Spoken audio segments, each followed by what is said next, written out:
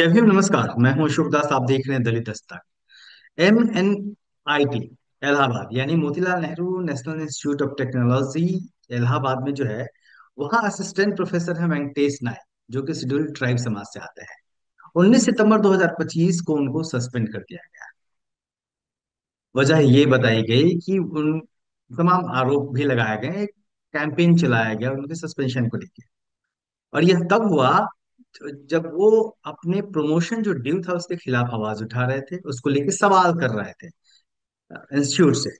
और national commission for scheduled tribe ने वेंकटेश के प्रमोशन को रिकमेंड कर दिया था, क्योंकि वो उस मामले को लेकर वहां पे गए थे। इसके अलावा उसका उनका जो सस्पेंशन हुआ उसके खिलाफ भी उन्होंने आवाज उठाई। और एक पार्लियामेंट्री कमेटी जिसके जो चेयरमैन हैं वो सांसद हैं भारतीय जनता पार्टी के फंगालाल कुलस्ते, उन्होंने भी एक महीने पहले सस्पेंशन खत्म करने की का आदेश दिया था इंस्टीट्यूट को। इसके बावजूद MNNIT में चुप्पी है। इन तमाम मसलों पे हमारे साथ स्क्रीन पे आप देख सकते हैं वेंकटेश जुड़े हुए हैं। हम इनसे समझने की कोशिश करेंगे। वेंकटेश जी, थैंक यू ज्वाइन करने के लिए हमें।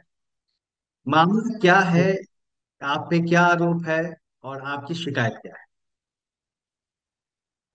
कुल मिला के मैंने 2023 से लेके अप्रैल से लेके अभी जो सितंबर 8 तारीख तक मैंने लगातार डायरेक्टर सर को मैंने रिक्वेस्ट करता रहा कि सर ये मेरा दिक्कतें हैं। मुझे कास्ट डिस्क्रिमिनेशन भेदभाव हो रहा है मेरे साथ डिपार्टमेंट में और मेरा प्रमोशन रोक दी गई है।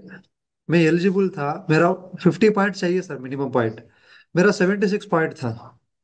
तो मैं अपियर हुआ था इंटरव्यू में 2023 में, तो मुझे प्रमोशन से वंचित कर दिया क्योंकि वो मेरा हक था। मैं सब कुछ, मैं क्या नहीं किया जो मुझे रोक सकते हैं। मैंने MHRD का रूल फॉलो किया और मैंने इंटरव्यू में अच्छे आंसर किया। और सिर्फ मैं ST होने के नाते मुझे आप निकाल दोगे, मतलब प्रमोशन नहीं दोगे? और किसी और को दे रहे हो, आप मुझे रोक रहे हो, तो कोई तो वजह होगा मुझे रोकने के लिए। यह वो क्यों कह रहे हैं कि आपको ST होने की वजह से प्रमोशन नहीं मिला? यह आरोप है। देखिए सर, मेरा मेरा 50 पॉइंट चाहिए, मैं एलिजिबल था। हम्म, 2019 में मैं असिस्टेंट प्रोफेसर ग्रेड 1 पे आया। हम्म, 2022 में मैं एलिजिबल था। हम्म, 2023 में मैंने इंटरव्यू अटेंड किया। तो जी। 50 पॉइंट चाहिए थे, 76 मेरा थे, मतलब 26 ज्यादा थे। हम्म, तो मैंने इंटरव्यू में सब कुछ आंसर किया, तो मुझे क्यों नहीं देगा?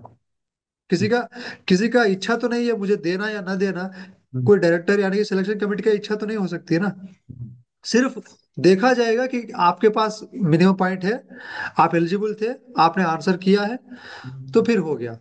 तो आंसर ना करने का वजह तो नहीं हो सकती है, तो मतलब आपने किसी फैकल्टी। आपने आज ट्विटर पे भी लगातार सक्रिय हैं, इस मामले को उठा रहे हैं। द हिंदू ने भी आपकी रिपोर्ट पब्लिश की है।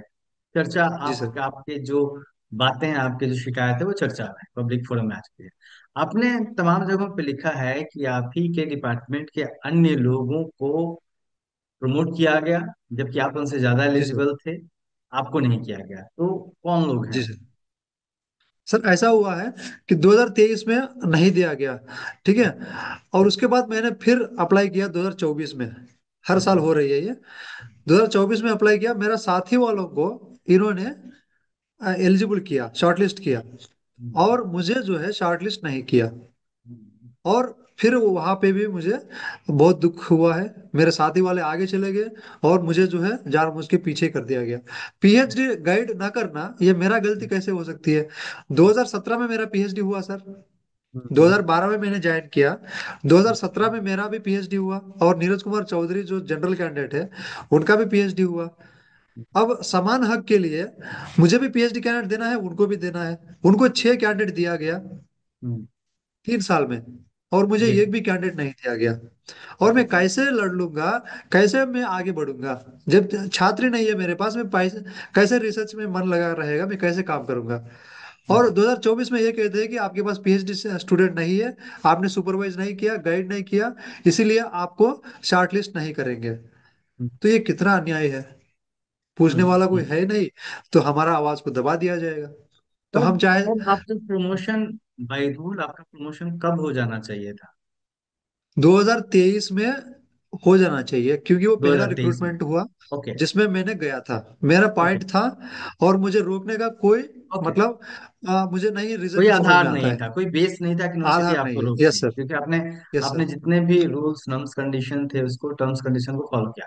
पूरा आप इस किया, पूरा मामले को किया, सब लेके कुछ सही था। आप आप इस मामले को लेके national commission for scheduled tribe में गए थे। जी वहां सर, पे हाँ। यूनिवर्सिटी का पक्ष क्या है? क्योंकि यूनिवर्सिटी को कॉल किया जाता यूनिवर्सिटी है का जब ऐसे पक्ष ये मामले रहा। जाते हैं। जी।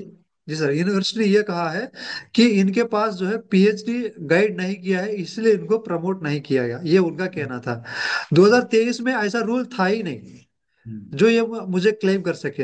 एनसीएसटी में मीटिंग में इन्होंने बहुत सारे झूठे से फॉल्स चीजें बताया गया, और उसको हम्म। लेके भी मैंने पुलिस में कंप्लेंट किया था कि हम्म। मेरे मेरे ऊपर जो है इन्होंने एनसीएसटी में पूरा झूठे कागज देकर मुझे फंसाया है। तो उसको जो है पुलिस अभी तक एफआईआर नहीं किया है, और वो कोई भी आगे की कार्रवाई नहीं कर रही है। ये झूठी कागज क्या, आपके ऊपर क्या आरोप लगा रहे हैं? सर ये है जैसे कि जैसे मैं देख रहा था कई जगहों पे आप पे आरोप लगाए जा रहे हैं कि नहीं, आप कास्ट डिस्क्रिमिनेशन की धमकी देते हैं और उस तरीके से अपने साथी प्रोफेसर्स को। अब देखिए, अब मेरे पास एक रास्ता है सर। या जी। तो वो जो मेरे ऊपर कर रहे हैं अत्याचार उसको मैं सह हम्म। लूं, यानी हम्म। कि मैं लीगल रूट अपनाऊं। उसमें पहला आता है कि एफआईआर करना। अगर मेरे साथ गलती हो रहा है, पहला मैं डायरेक्टर को कंप्लेंट करूंगा, बीबोई हम्म। चेयरमैन को कंप्लेंट करूंगा, और हम्म। सारी चीजें मैं मिनिस्ट्री ऑफ एजुकेशन को कंप्लेंट करूंगा। यहाँ जी। से मुझे रिप्लाई नहीं आई, तो मेरे पास ओके। रास्ता बचता क्या है? ओके। या तो मैं कोलिग को ये बताओ कि भाई तुम जी। गलत कर रहे हो, ऐसा मत जी। करो, ये गलत होता है, मैं एफआईआर हम्म। करूंगा। ये धमकी हम्म। होता है सर कि उनको चेतावनी की तरफ जी। होता है? आप बताइए। हम्म। अच्छा। ये कोई तो धमकी नहीं है। शेड्यूल शेड्यूल ट्राइब कमीशन ने क्या कहा? पूरे मामले को सुनने के बाद क्या फैसला लिया? सर उन्होंने ये कहा है कि वो मिनट्स दिए 2 महीने के बाद। हम्म। वो भी पहले मुझे सहायता नहीं कर रहे थे। फिर उनको जाके मैंने रिक्वेस्ट किया, और उन लोगों को मैंने बहुत सारा वो किया है। तब हम्म। लगातार उनको व्हाट्सएप मैसेज किया, सर मेरा में दिक्कत हो रहा है, वो सब हो रहा है, आरटीआई किया फिर, जब वो नहीं दे रहे थे तो एनसीएसटी से भी मुझे झेलना पड़ा है। वो भी हम्म। मुझे ऐसे ही सहायता नहीं किया, और वो भी हम्म। मुझे लगातार 2 महीने के लिए परेशान किया। जब मैंने आरटीआई किया, तब जाके उन्होंने आरटीआई का रिप्लाई दिया है कि रिकमेंडेशन, ये एनसीएसटी का मिनट्स दिया, जो भी दिया मिनट्स दिया, और उसमें बैकडेट प्रमोशन सीधा लिखा हुआ था, और हम्म। मेरा पीएचडी, 2 पीएचडी कैंडिडेट देने के लिए उन्होंने लिखा हुआ था। ओके। उसके बावजूद भी नहीं दिया गया? जी सर, अभी उसी को लेके ये सब हुआ है सर। जो सस्पेंशन का जो मेन मूलाधार है, बेस है, हम्म। ये यही है।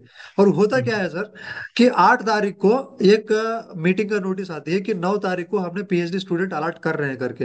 हम्म। तो मैंने लगातार रिक्वेस्ट तो पहले से ही कर रहा था, तो सर हम्म। मुझे 2 पीएचडी कैंडिडेट देने का ऑर्डर दिया जाए डिपार्टमेंट को, क्योंकि हम्म। डिपार्टमेंट चाह रही है कि डायरेक्टर से परमिशन चाहिए 2 पीएचडी हम्म। अलॉट करने के लिए। जो हम्म। पीएचडी कैंडिडेट नहीं देगा तो मैं कैसे समानता में आऊंगा? जनरल नीरज कुमार चौधरी तो मेरे से आगे जा रहा है वो सब सब हम्म। चीजों में। पीएचडी हम्म। स्टूडेंट उसके पास 6 है। तो हम्म। मेरे पास स्टूडेंट नहीं है, तो मैं कैसे प्रोफाइल बनाऊंगा? अच्छा, रिसर्च पब्लिकेशन। आपको जो सस्पेंड किया गया, यूनिवर्सिटी ने तो आपको जो चिट्ठी दी सस्पेंशन की, उसमें क्या लिखा? सर उसमें यह लिखा है कि professional and personal harm to the faculty of electrical engineering department. वैसे सर हम्म। 22 फैकल्टी है जो साइन हम्म। किया है, तो ओके। 22 फैकल्टी को मैंने क्या हार्म किया, ये मैंने पूछा। कोई जवाब हम्म। नहीं आया। तो अगर सभी को हार्म किया तभी तो ये कर सकते हैं।